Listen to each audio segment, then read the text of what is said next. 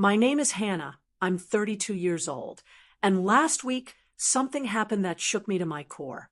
15 years ago, my parents walked out of my life without a goodbye. I thought I'd never see them again.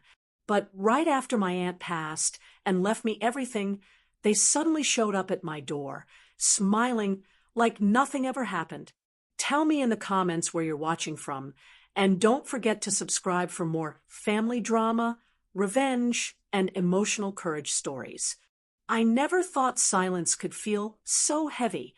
The house my aunt left me had always been full of her voice, her laughter echoing from the kitchen, the faint sound of her humming while folding laundry, the clinking of dishes at dinner. But now, just a week after her funeral, the silence pressed down on me like a weight I couldn't shake off. I curled up on the couch, still wearing the black dress I had worn to the service earlier that day. The fabric itched against my skin, but I didn't have the energy to change. I stared at the old lamp across the room, the one my aunt bought at a garage sale and insisted was charming. Its light buzzed faintly, filling the room with a warm but lonely glow. That's when it happened. 3 hard knocks. Sharp, firm, each one echoing through the quiet house like a crack of thunder. I froze. It was late, close to 9:30 p.m. The street outside was calm, barely any cars passing by. Nobody ever visited this late, especially not since the funeral. My friends had already sent their messages of sympathy. The neighbors had brought casseroles and pies, and I had politely returned the dishes earlier in the day. My chest tightened. 1,000 possibilities raced through my head. What if it was someone from the lawyer's office? What if something was wrong with the will? Or worse, what if it was a stranger, someone taking advantage of the fact that a woman was living here alone? I got up slowly, my bare feet sinking into the rug, and tiptoed toward the door. My heart pounded so loud it almost drowned out the second round of knocking.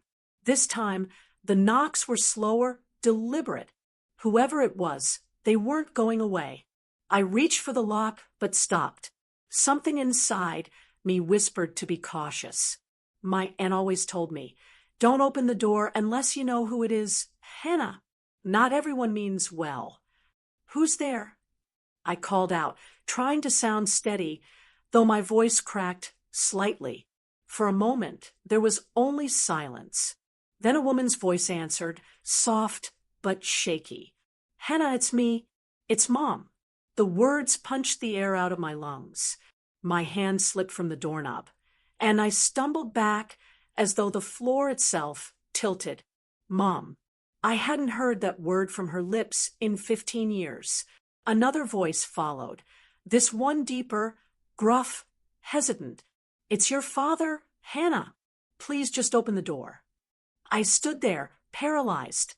My parents, the very people who left me when I was just a teenager, the people who walked out of my life with nothing more than a slammed door and an empty driveway.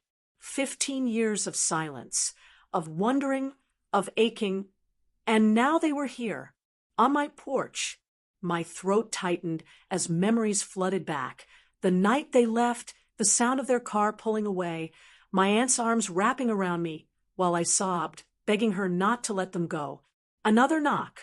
Softer this time, almost pleading. Hannah, sweetheart, we just want to talk. Sweetheart. The word stung. They didn't get to call me that anymore. Not after all the birthdays they missed. Not after leaving me to wonder if I wasn't enough for them to stay. I pressed my palm against the door, feeling the cool wood against my skin. My mind spun in circles. Should I open it? What if they just wanted something? What if this was some cruel trick? But a small, painful part of me whispered, what if they were really here to make things right? My aunt would tell me to be careful, but she would also remind me that closure mattered. That wounds festered when left unattended. I took a shaky breath, slid the lock open, and slowly pulled the door back. And there they were. My mother looked older than I remembered, lines etched deep around her mouth, hair streaked with gray. Her eyes darted nervously, searching my face for recognition. My father stood behind her, shoulders hunched, his once dark hair thinning, his jaw tight as if he were bracing for a fight. For a moment, none of us spoke. The porch light cast harsh shadows across their faces, making them look both familiar and foreign all at once. My heart thudded painfully against my ribs. Finally, I found my voice. "What are you doing here?" I whispered, the words tasting bitter as they left my tongue. My mother's lips trembled. We heard about your aunt. We're sorry for your loss." Sorry. The word rang hollow. Where was that sorry when I graduated high school alone, when I sat through parent-teacher meetings with just my aunt, when I learned how to drive in her old car, because no one else bothered to show up? I crossed my arms tightly over my chest, trying to build some kind of barrier between us. "You didn't answer my question." My father cleared his throat, his voice low and uneasy. We thought maybe it was time. Time to reconnect. Reconnect. The audacity made my blood boil. They said it like we had simply lost touch, like old friends drifting apart, not like parents abandoning their child. I shook my head, biting back the anger threatening to spill out. Why now? After 15 years? Why tonight? Neither of them answered.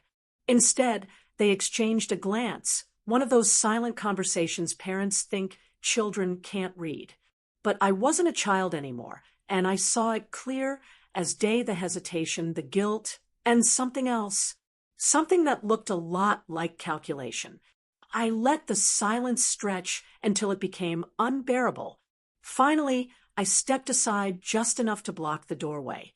"You can say what you came to say from out there." My mother flinched, but nodded slightly, as though she expected nothing less. "Hannah, we made mistakes. We thought we were doing what was best at the time, but looking back, we know we hurt you. We want a chance to explain." Explain? Now, my stomach twisted, but curiosity, that dangerous whisper inside me, kept me from slamming the door shut. "Explain then," I said flatly. My father shifted his weight, his hands buried in his jacket pockets. Life was complicated. We were struggling. We didn't know how to raise you. Your aunt seemed stronger, better suited. We thought you'd have a better life with her. The words were knives. They didn't just abandon me, they handed me off like a burden too heavy to carry. My voice cracked, but I didn't care. You thought I'd be better off without my own parents. Neither of them met my eyes. The night air felt colder, seeping into my bones. A part of me wanted to scream, to demand why they hadn't written, why they hadn't called, why they hadn't tried. But another part of me, smaller, quieter, just felt tired. I studied their faces under the porch light. They looked like strangers wearing the masks of people I once loved. And yet, deep down, my heart still ached with the ghost of that love, no matter how much I hated it. I took a step back into the doorway, fingers tightening around the edge of the door. "You should go." My mother's eyes welled with tears, but my father grabbed her arm gently, pulling her back a step. "Please, Hannah, just think about it. We'll be in town for a while. If you change your mind, you know where to find us." I didn't answer. I simply closed the door, slowly but firmly, until their faces disappeared behind it. The lock clicked into place, and I leaned my forehead against the wood, breathing hard, my body trembling from the storm inside me. The house was silent again, but the silence felt different now. Heavier. The knock had opened more than just a door. It had opened wounds I thought I'd buried, questions I thought I'd silenced. And though I tried to steady my breath, I knew nothing in my life would ever be the same again. I stood there for a long time, forehead pressed against the door, the cool wood grounding me as I tried to catch my breath. My hands wouldn't stop trembling.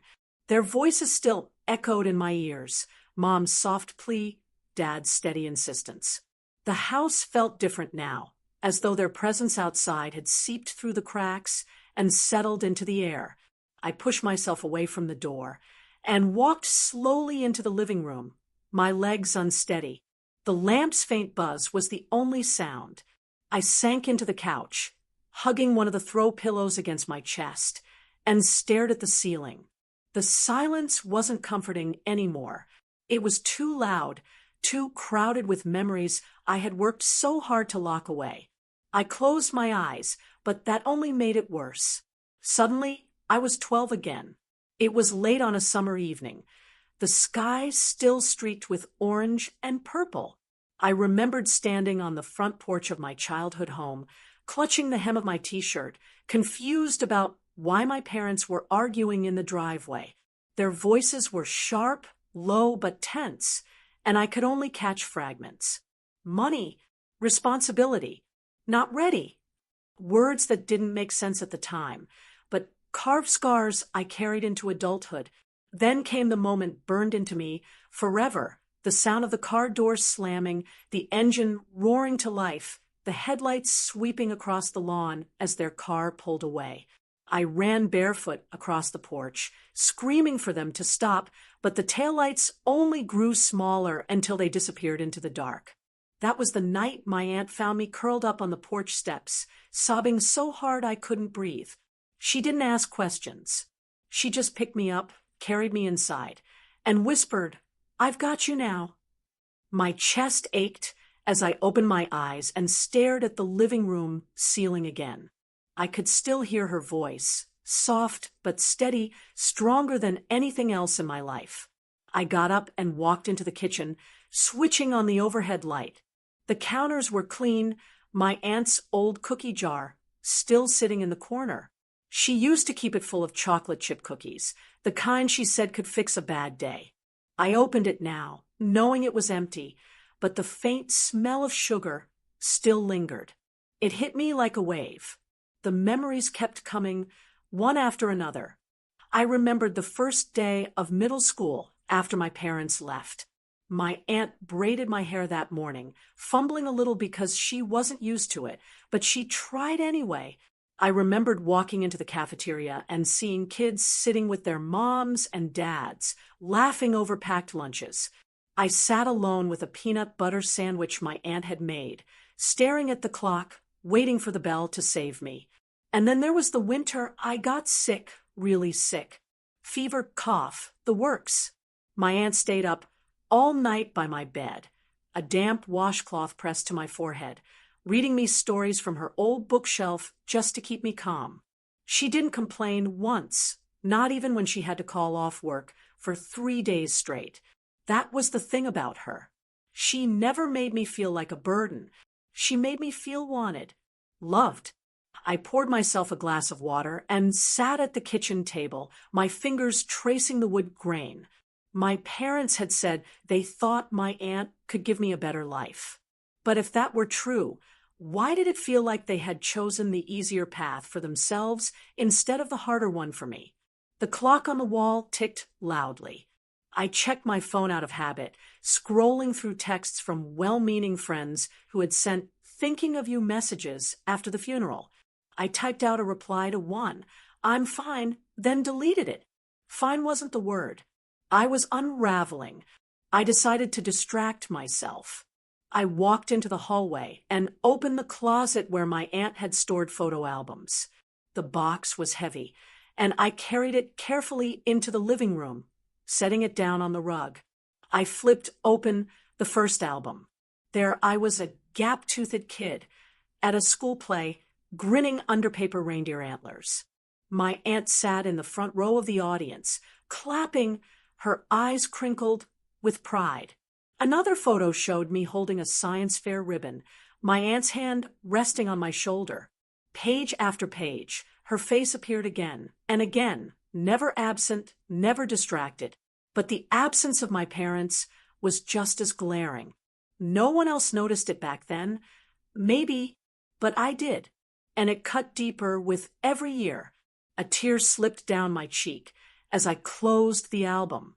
I pressed it against my chest, wishing I could hear my aunt's voice just one more time. Suddenly, my phone buzzed on the table. I jumped, my heart skipping. When I saw the caller ID, my stomach dropped. Unknown number. For a moment, I debated ignoring it, but something told me to answer. "Hello," I said cautiously. A pause. Then, "Hannah, it's your mother." I almost hung up right there, but my hand froze. "I didn't mean to scare you," she continued quickly. We wanted to give you space after showing up like that. But please, Hannah, don't shut us out completely. We only came tonight because we thought you deserved the truth." The truth. That phrase rang in my ears like a bell. What truth could possibly justify what they did? I steadied my voice. "You should have thought about that 15 years ago." "I know," she said softly. "But if you let us, we can explain. We owe you that much." I didn't answer. My silence stretched long enough that she finally sighed. "We'll be at the diner on Main Street tomorrow morning. If you come, we'll tell you everything. If not, we'll go." The line clicked dead. I sat there, staring at the phone in my hand, my pulse racing. A part of me wanted to throw it across the room. Another part of me wanted to show up just to hear what excuse they would spin this time. I leaned back against the couch, the weight of the photo album still on my lap, the phone buzzing faintly from a new voicemail notification. My aunt's words from years ago floated through my mind. "Some wounds don't heal if you keep running from them." The memories wouldn't let me rest. They never had. And now, with my parents suddenly back, they had resurfaced like ghosts demanding to be faced. I pressed the photo album shut and whispered to myself, "I don't know if I'm ready, but maybe it's time." I agreed to dinner only because some part of me needed answers. Not forgiveness, not reconciliation, just answers. We walked into the restaurant like three people who had no business being together. I chose a small Italian place, the kind with dim lights and soft piano music in the background, hoping the quiet setting might keep the conversation calm. Still, my chest was tight, and my hands shook as I clutched the menu. Though I already knew I wouldn't eat much, the hostess seated us at a booth by the window. My parents, if I could even call them that without bitterness rising in my throat, sat across from me. My father cleared his throat, glancing around as though searching for the right thing to say, while my mother smoothed the napkin across her lap, pretending composure she clearly didn't feel. "So, Hannah," she began softly, her voice a little too sweet, too practiced. "It's been a long time." I let out a short, humorless laugh. 15 years, I corrected. "You missed quite a bit." Her smile faltered, and she folded her hands on the table. "We know, and that's why we're here, to explain, if you'll let us." The waiter appeared just then, sparing me from answering. I ordered water. My parents went for wine, which somehow irritated me more than anything they had said so far. It was as if they were settling in for a pleasant evening, when to me, this felt like sitting through a storm I hadn't asked for. When the waiter left, silence returned, heavy and suffocating. My father finally leaned forward. His hair was grayer now, his shoulders stooped, but his eyes, those same cold eyes I remembered from childhood, hadn't softened. "You look well," he said, as though that was supposed to matter. I shrugged. "I survived. That's something, I guess." His jaw tightened, but he didn't push. Instead, my mother jumped in. "We made mistakes, Hannah. We were young, overwhelmed, and we didn't know how to handle things back then." Back then, I snapped before I could stop myself. "You mean when you walked out? When you left me standing on the porch with my suitcase, waiting for an explanation that never came?" The words landed between us like broken glass. My mother's eyes watered, but she blinked quickly, refusing to let the tears fall. My father's face remained expressionless, though I noticed the way his fingers tapped against the table. The waiter returned with bread, setting the basket in the center. None of us reached for it. I stared at them, at these two people who shared my blood but felt like strangers, and I realized how little I knew about them now. I didn't know where they lived, what they did, who they had become. And part of me hated that I still cared enough to wonder. So why now? I asked finally, my voice steadier than I felt. Why show up after all these years? Why tonight, of all nights? My mother and father exchanged a glance. It was quick, but I caught it. Something unspoken passed between them, and my stomach tightened. We heard about your aunt, my father said carefully. We thought it was time. Time for what? I demanded. To pretend we're family again, to sweep everything under the rug, and act like you didn't abandon me. My voice had risen, drawing a few curious looks from nearby tables. I lowered it quickly, though the anger still burned hot inside me. My mother reached across the table, her hand trembling slightly as it hovered near mine. We didn't come to fight. Hannah, we came because we regret what happened. We regret leaving you. For a moment, I almost believed her. But then I remembered the years I spent alone, working part-time jobs while juggling school, scraping by while everyone else seemed to have parents cheering them on at graduations, birthdays, even doctor's appointments. Regret now felt cheap. I pulled my hand back before she could touch it. Regret doesn't erase what you did. The food arrived, pasta for my mother, steak for my father, and a small salad for me. I pushed mine around with my fork, appetite gone. We ate in silence for a few minutes, the clinking of silverware, the only sound between us. It felt surreal, like sitting with ghosts who had suddenly materialized at my table. Finally, my father spoke again, his voice low. We know it's going to take time. Maybe you'll never forgive us. But we hoped maybe we could at least talk. Try to understand each other again. I looked at him, at the man who should have been my protector, my safe place, and all I saw was distance. Understand each other? I said quietly, you didn't want to understand me when I was 17. Why start now? His lips pressed into a thin line. My mother dabbed her mouth with her napkin, clearly fighting to keep her composure. I had dreams too, she whispered suddenly, almost to herself. Dreams that didn't include responsibilities so soon. We thought you'd be better off without us. Her words cut deeper than any argument. Better off without them? The audacity of it made my chest ache. Do you hear yourself? I asked, my voice trembling. Do you even realize what that did to me? Her shoulders sagged. For the first time that evening, she looked small, fragile. I couldn't sit there any longer, the weight of their presence pressing down on me like a stone. I excused myself and went to the restroom, splashing cold water on my face, staring at my reflection in the mirror. My cheeks were flushed, my eyes glassy, and I barely recognized the woman staring back. When I returned, they were whispering to each other. Their conversation stopped the second I slid back into the booth, which only fueled my suspicion. What are you hiding? I asked flatly. They froze, then exchanged another look. My father cleared his throat. Nothing. We're just nervous. But I didn't buy it. There was something else, something they weren't saying.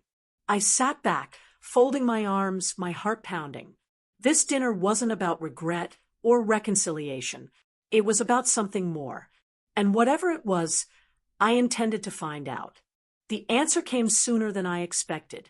My father's hand landed flat on the menu with a confidence that felt rehearsed. He looked at me as if he were unfolding something carefully planned. We didn't come just to apologize, he said. We need to talk about your aunt's house and the will. The words hit like a cold wind. My mouth went dry. What about it? I asked, keeping my voice steady though my hands trembled. My mother reached for the simplest reply.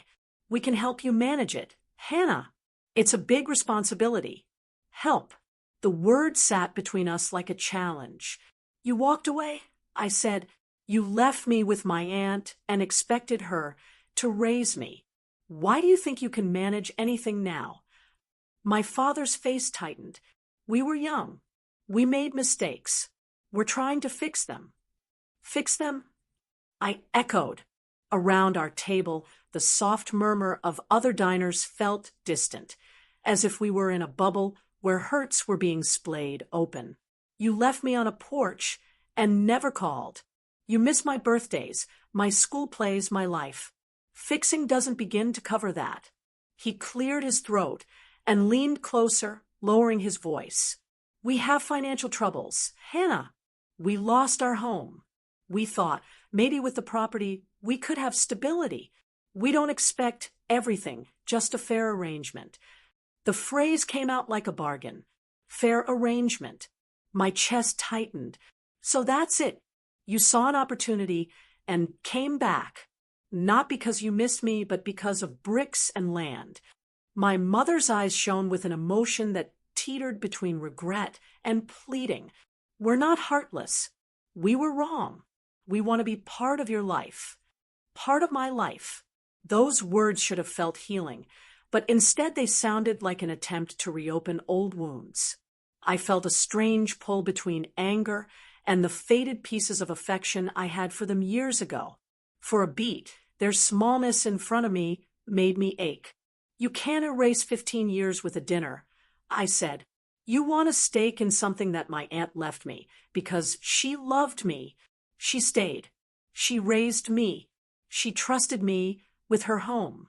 I'll not hand that over because you say you're sorry. My father's jaw worked. He spoke too quickly. We don't want to take it from you. We want to help, pay taxes, handle repairs, share responsibilities. Or take control.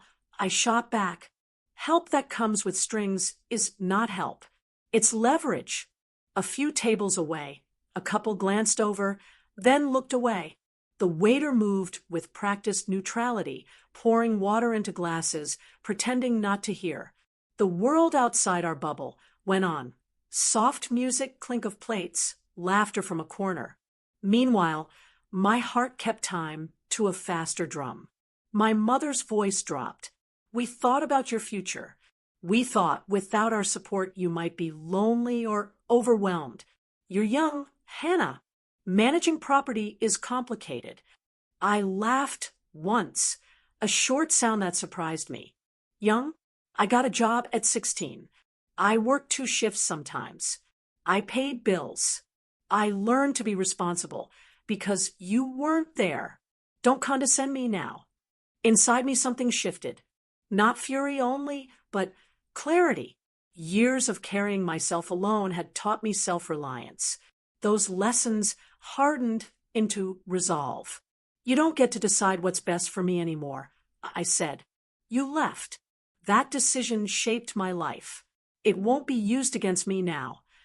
My father's hand trembled. He tried another tack, quieter, more urgent. We can be honest.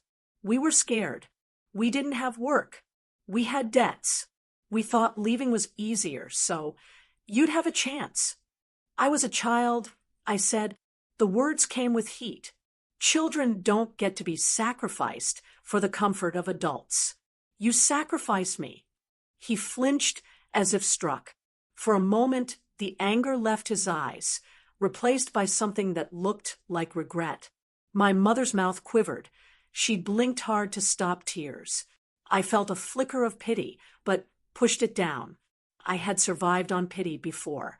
It never paid the rent or dried the tears at night. Surely there is a way to settle this without fighting, my father said, fingers rubbing the table. We can talk to the executor together. We can form an agreement. You think legal talk will fix the hollow nights? I asked. Talk is easy when it comes to dividing property. What about the nights you missed? What about years I waited for a call you never made? He stared at his hands.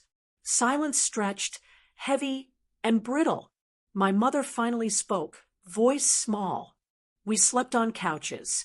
People helped us. We were ashamed to come back. Shame didn't keep you from walking away, I said, and now shame doesn't make you keep your promises. I'm not a bank or an asset. I am your child. Her face crumpled like paper. We thought if we reappeared quietly, you might forgive us with time. We didn't know how to ask. A waiter pushed a dessert tray past us, the aroma of warm cinnamon washing toward our booth. For a second, I was grateful for the distraction. The simple sensory comfort that had nothing to do with the knot in my chest.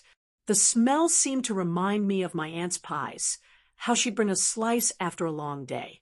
The memory tightened my resolve. You want me to forgive you and maybe even let you in. Earn it, I said. Not tonight, not at dinner. Show me months of change, calls, visits, help when it matters, not when it's convenient. My voice softened, but the steel remained. They looked stunned. My mother's lips pressed together, as if sealing a vow she had no right to make. My father's face was a mix of anger and understanding. For the first time that evening, I felt like I held the balance. He tried to argue, to say that time had changed them, that their lives had suffered.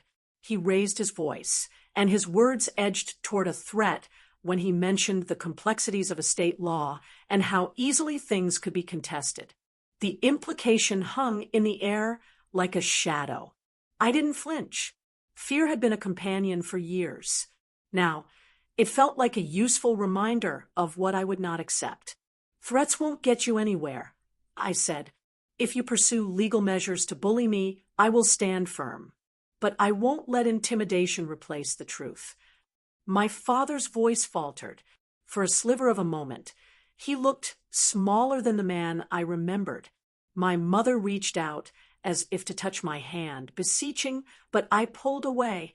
The gesture was not rejection alone. It was a boundary. I needed to protect what had been trusted to me. We finished the meal in uneasy silence.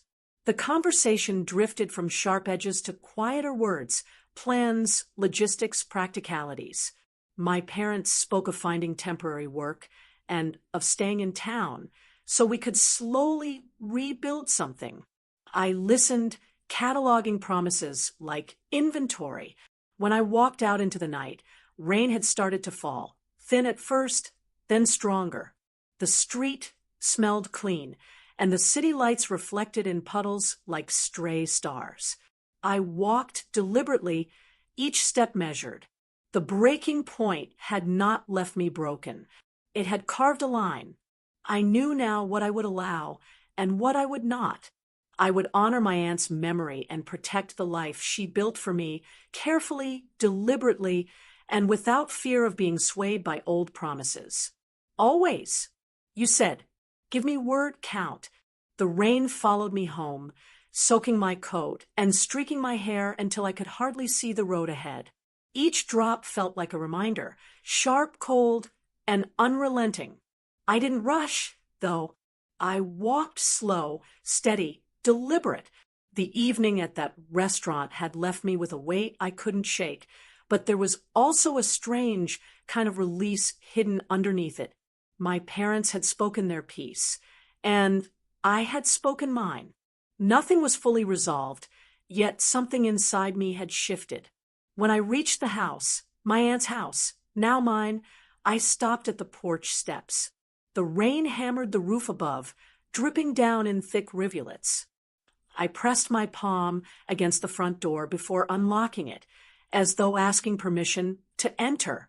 This house wasn't just a building. It was the last place that ever truly felt safe. My aunt's spirit lingered in the walls, in the creak of the floorboards, in the faint lavender scent that hadn't yet faded from the curtains. Inside, I towed off my wet shoes and set them neatly by the door, just as my aunt used to insist. Even when you're tired, she'd always say, take care of your space. It will take care of you. Those words echoed now, giving me a small comfort. I hung my coat and moved to the kitchen. The house was quiet, the kind of quiet that almost hums in your ears. I put on the kettle, craving tea the way my aunt had on stormy nights. While the water heated, I leaned against the counter and thought about my parents' faces at dinner. My father's jaw set in frustration, my mother's watery eyes darting like she wanted to say more, but couldn't. A knock at the door jolted me upright. My chest tightened instantly. For a second, I thought I'd imagined it. But no, it came again, louder this time. I glanced at the clock. Nearly midnight. With careful steps, I approached the door, my heart beating fast. I opened it to find exactly who I expected. My parents huddled together under a single umbrella, both drenched from the walk. "Hannah," my mother said softly, her voice trembling. "We didn't want to leave things the way they were tonight." I gripped the doorframe, my knuckles pale. "It's late," I said. My tone came out sharper than I planned. My father spoke quickly, as if afraid I'd shut the door. "We know we messed up. We know we can't undo it. But please, don't cut us out completely. Just give us a chance." The rain spilled from their umbrella, darkening the porch wood.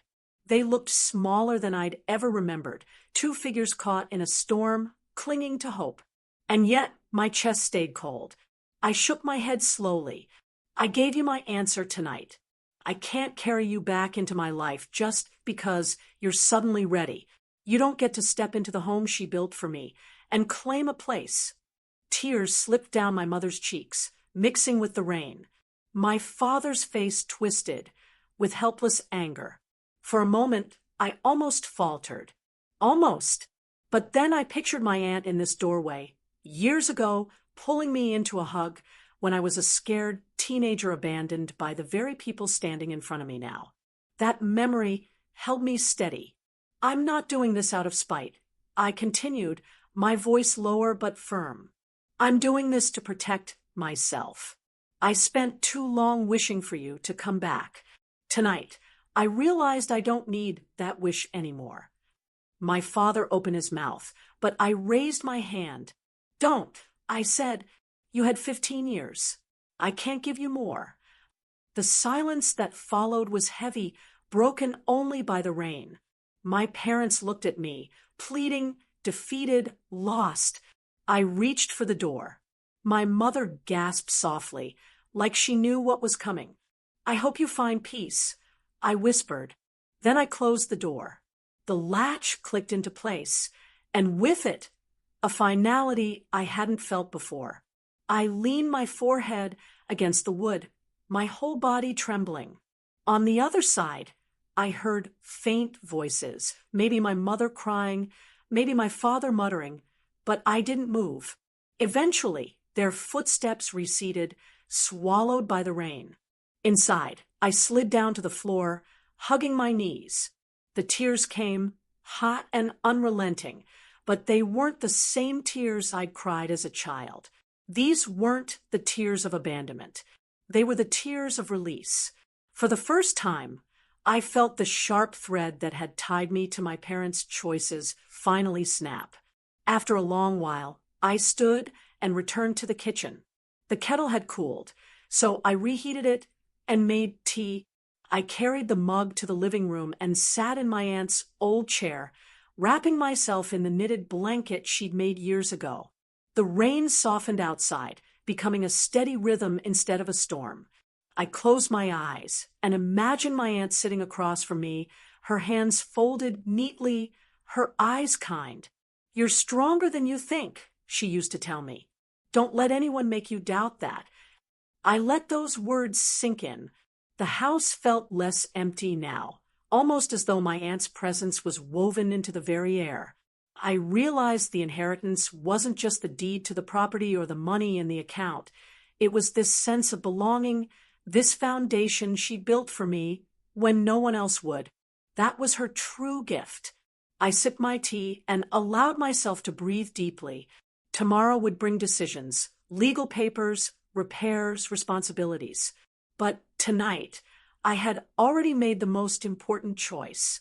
I had closed the door, not just on my parents, but on the years of waiting, the ache of what could have been. Family isn't always who shares your blood. Family is who stays. My aunt stayed. And now I would honor her by living fully without clinging to the people who walked away.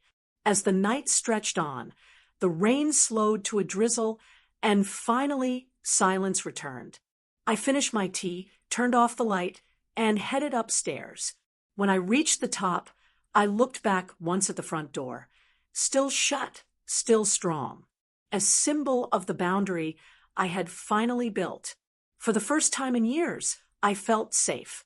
Truly safe. And I knew this was the beginning of my life on my own terms. Sometimes closing the door isn't about anger or revenge. It's about choosing yourself. It's about finally realizing that peace is worth more than broken promises, and healing matters more than keeping people who only bring pain. Walking away doesn't mean you're weak. It means you're brave enough to protect your own heart. So tonight, ask yourself, what doors in your life need closing for good? And when you find the courage to shut them, you'll discover that sometimes endings are really beginnings. If this story touched you, don't forget to like, share, and subscribe for more powerful journeys of resilience and strength.